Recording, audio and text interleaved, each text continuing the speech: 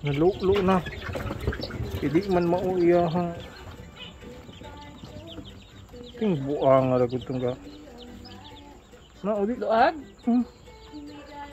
Apa mo guni?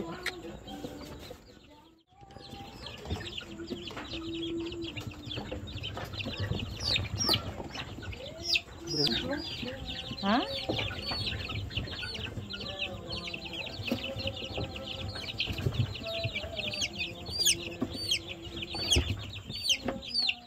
So kagabi mga ka-farmers, nagbakuna tayo sa ating mga sisiw. Kaya ngayon magbibigay tayo ng vitamins sa kanila.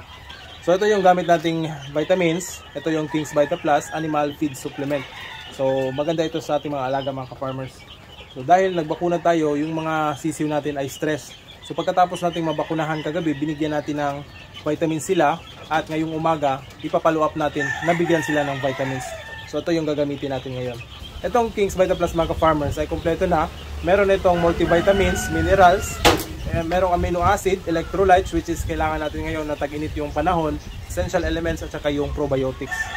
So ito ay mas maganda ihalo sa patukan nila sa feeds kung mag-wet feeding tayo or kahit dry feeding pwede nating i-mix.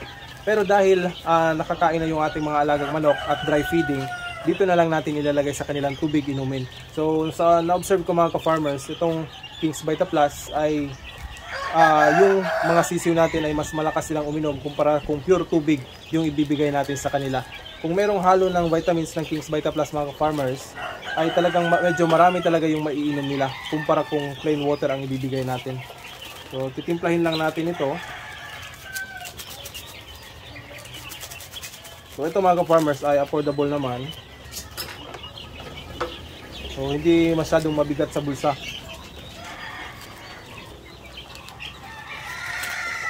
Sa isang galon, itong maliit na table teaspoon yung gagamitin natin. So dahil hindi ito puno, kalahati lang yung tubig, kalahati lang din yung ilalagay natin. Yan.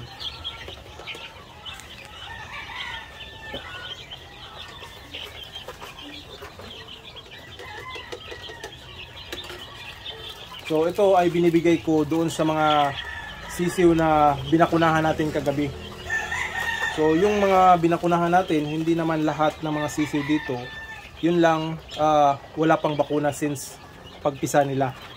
So yung iba, hindi na natin hindi na natin binakunahan ulit dahil yung bakuna is maliit naman, parang hindi magkakasya. Kaya yung sinisigurado ko na lang na yung pagbabakuna natin ay yung mga sisiw na wala pa talagang bakuna. So yun lang yung priority talaga. So ito na, ipapainom na natin sa kanila dahil nauuhaw na rin sila. Alright?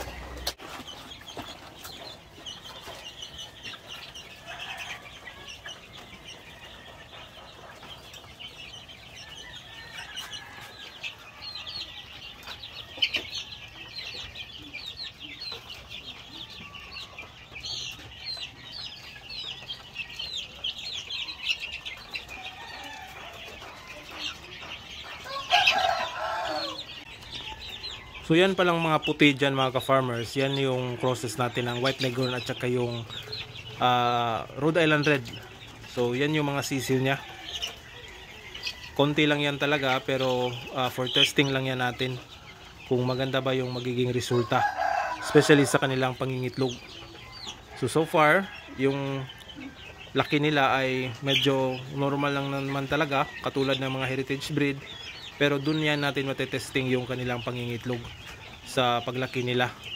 At kapag na-testing natin at maganda yung resulta, ay madali na lang tayong mag-breed ulit ng ganito o magpapalabas ng ganyang kulay at saka ganyang klaseng mga sisiw o manok.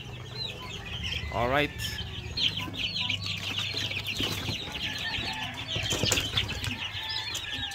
So ito naman yung mga game fall natin. Ito yung bibigyan din natin ng vitamins.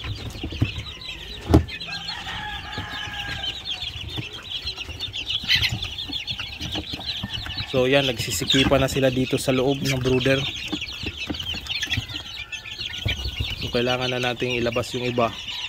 Meron palang isang Rhode Island Red dito mga ka-farmers na na-breed natin. Ayun.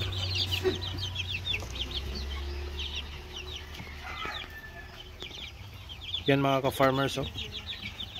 Rhode Island Red pala yan, nasama dito.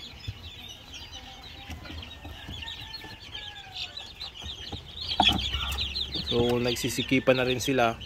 At kapag kapag tanghali mga ka-farmers, medyo mainit talaga yung brooder na ito. Kahit na screen yung nandito sa taas. Ito naman yung iba mga ka-farmers na game falls natin. Yan, medyo madami-dami talaga ito. So binigyan din natin sila ng yan, tubig na may halong King's Vita Plus. Ito din yung mga binakunahan natin kagabi.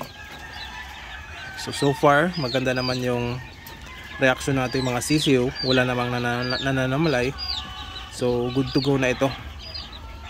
Pwede na nating ilabas dito sa brooder. Siguro mga bukas na siguro or sa mga susunod na araw, pag natapos natin yung kulungan sa labas. Alright. So ito din mga ka-farmers, yung pangatlong grupo ng ating mga game fowls. So konti lang yan, pero sa tingin ko baka maraming lalaki dito. So nakasali rin dito sa binakunahan natin. Alright. Sa araw na ito mga ka-farmers ay i-feed transition na natin itong mga sisiyo natin dito. So napansin ko kasi yung binibigay natin na patuka sa kanila, yung Integra 2000, hindi na masyado nilang kinakain. So ito, yan. So hindi na sila masyadong kumakain ito dahil malalaki na rin sila. Kaya ang gagawin natin ngayon ay hahaluan natin ng breeder pellets yung kanilang pagkain. So kung may tatanong yung mga ka-farmers kung bakit direkta ako sa breeder pellets, hindi ako dumaan dun sa maintenance ng feeds, ay para sa akin ay patungo naman din sila doon sa pag-breeding natin sa kanila. At sa tingin ko mga ka-farmers, nasa tamang edad na rin sila. At isang nagustuhan ko kung bakit gumagamit ako ng breeder pellets, dahil mataas yung protina nito kumpara sa pang maintenance na feeds. So yung kasing mga maintenance na feeds like 2000 or GMP3 or yung basta yung mga pellets na maintenance, nasa mga 16% lang yata yung, di ako sure, pero yung meron ako nabasa noon na 16% lang talaga yung protein ng mga maintenance na feeds. Kaya itong sa breeder pellets, yung nandito is nasa 17.5 yung gamit ko na breeder pellets, which is mataas talaga kumpara sa maintenance na feeds. Kaya direkta na lang ako dito at ito yung gagamitin natin, imimix natin dito sa Integra 1000. So nasubukan ko na rin ito noon, which is gumagana naman para sa akin. Kaya ito lang yung gagawin ko sa pag-feed transition. So ito yung GMP natin, na ito yung breeder pellets na gagamitin natin, at saka ito naman yung Integra. So ang gagawin natin ngayon, mas dadamihan pa rin natin yung Integra. Konti lang yung ilahalo natin na GMP, GMP4, konti lang talaga, para sanayin muna natin yung mga sisiw natin at hindi natin dapat sila biglain. So paunti-unti lang, sa mamayang hapon konti na naman, bukas ng umaga dadagdagan na naman natin ng konti. So like for example, kung magdadagdag kayo sa unang araw sa 1 kilo, haluan nyo ng 1/4. Sa susunod na araw sa 1 kilo, haluan nyo ng kalahating kilo. So ganun lang hanggang mawala yung isang feeds kagaya nito. Siguro pag aabot ng pang 5 days ay purely GMP na yung ibibigay natin. So depende yan mga ka-farmers sa mga reaction ng ating mga sisiw. Kung kakain sila nito ay itutuloy natin, at kapag hindi naman, kapag konti lang yung kakainin nila, itataasan pa natin yung araw ng pagmimix ng feeds nila. Alright?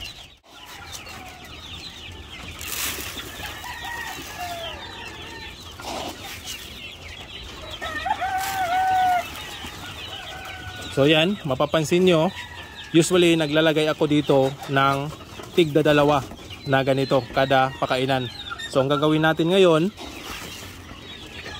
1.5 lang kada pakainan. So nag-minus tayo ng isang ganito. So yung isang ganito, ito yung i-replace natin, tong GMP na breeder pellets.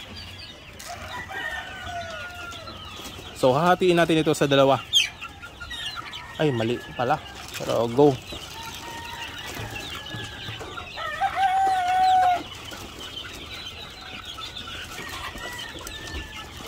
So ayan. So hahaluin lang natin ito. Nagkamali ako dito mga ka-farmers. Dapat inuna ko yung GMP na ilagay sa ilalim para hindi manibago yung mga sisiw natin. So dapat mauna yung ilagay natin sa ilalim yung GMP at yung Integra 2000 dito sa itaas, para yung mga sisiw natin, kapag ganito kasi, tingnan nyo, kapag ganito naninibago yung sisiw natin, hindi nila agad yan kakainin. Kumpara kung merong nasa taas yung usual nilang kinakain, ay agad silang tutuka.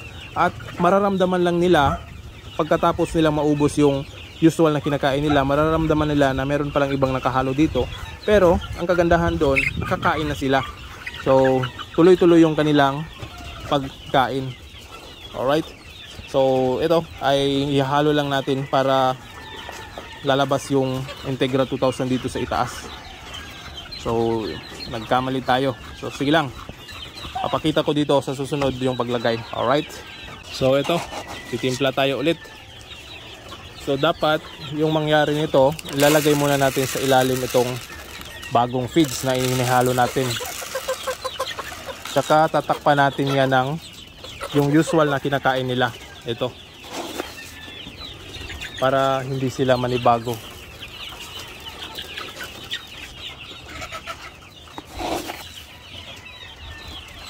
So observe yung mga ka-farmers. Yan, kapag tutuka yung mga sisiw natin o mga manok natin, hindi sila mag-aalanganin na kumain ito dahil nakikita nila yung usual na kinakain nila. Pero pagdating dun sa ilalim, kapag maubos na yung nasa itaas, doon na nila makikita ito, pero hindi na sila aatras dahil sa tingin nila ay kasama ito sa kanilang kinakain. So yan, para hindi rin ma-stress yung mga sisiw natin na bago yung kinakain nila. So ganun lang ang pag-feed transition sa kanila. So titingnan natin, ilalagay natin sa kanila yung patuka. Alright. So ito, mapapansin nyo, yung inilagay ko dito is tigda dalawa na tangkal nitong ating yan, dahil medyo mas marami ito kumpara dito. Alright, bibigay na natin dahil nagugutom na. So yan, gutom na mga chickens. Yan, malalaki na talaga sila mga ka-farmers. Kaya yung maliliit na Integra ay hindi na nila medyo kinakain.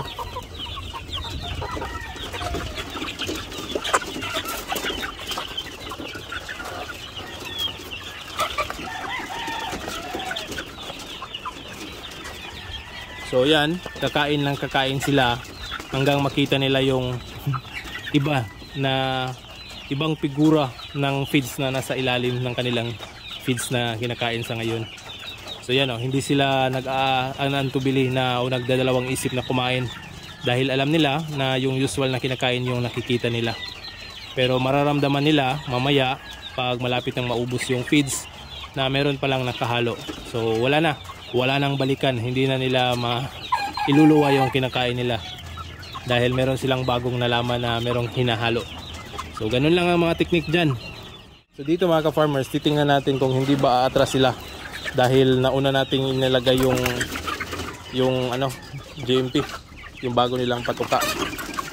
Pero parang walang pakialam lang yung mga sisiw kahit may bago silang inilagay. Yan, banat ng banat pa rin dahil nagugutom na sila.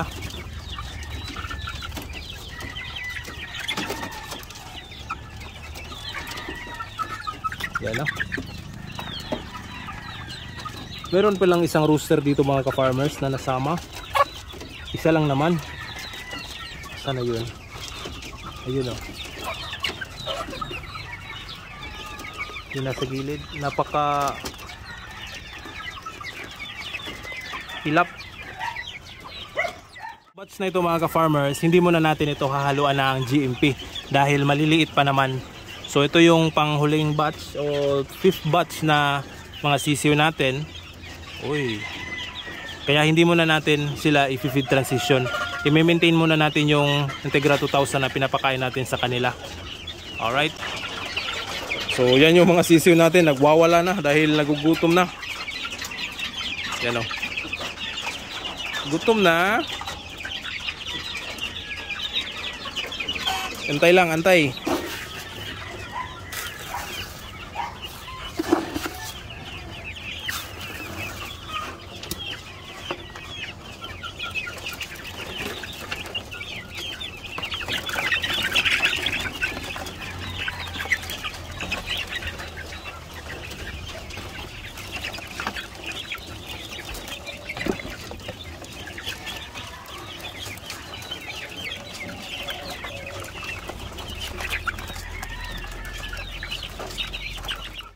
So yung pagpapalit ng patuka o feed transition mga ka-farmers ay dapat nating tuunan pansin din yan. Hindi natin agad sila i-feed transition dahil maaaring masisira yung mga sisiw natin. Dahil maninibago sila sa kanilang kinakain. At saka baka hindi sila matunawan ng ibinigay at baka rin hindi sila kakain. So paunti-unti lang talaga ang pagbibigay ng bagong patuka sa mga sisiw natin. So yan yung talagang mga technique para feed transition sa mga sisiw natin. Alright?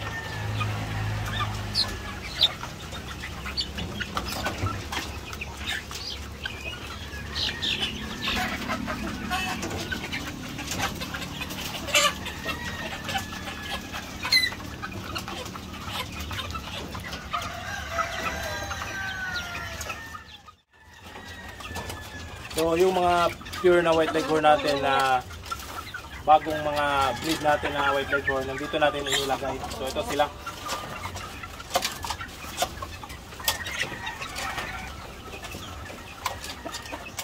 So yan yung mga palahi natin na mga white leghorn na mga pure. So sineseparate na natin para mas mabilis silang lumaki at maganda yung kanilang pangangatawan. Dahil meron naman tayong mga bakanteng kulungan, so dyan na natin inilagay. Since nag-feed transition tayo mga ka-farmers, maglalagay din tayo ng vitamins sa kanila. So ito yung King's Vita Plus Animal Feed Supplement. Multivitamins, meron na ito. Minerals, amino acid, electrolytes, essential elements, at saka probiotics. Kompleto na itong King's Vita Plus Animal Feed Supplement. Alright. So ito, ibibigay natin sa mga sisiw natin dahil sa feed transition, magiging stress din sa kanila yung pagbibigay natin ng panibagong pagkain sa kanila. Kaya ito, tulong na rin ito para mabawasan yung kanilang stress. Alright, let's go.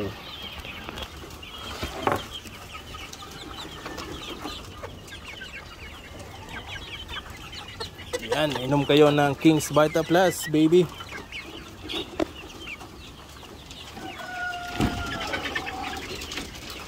Etong sa iyo.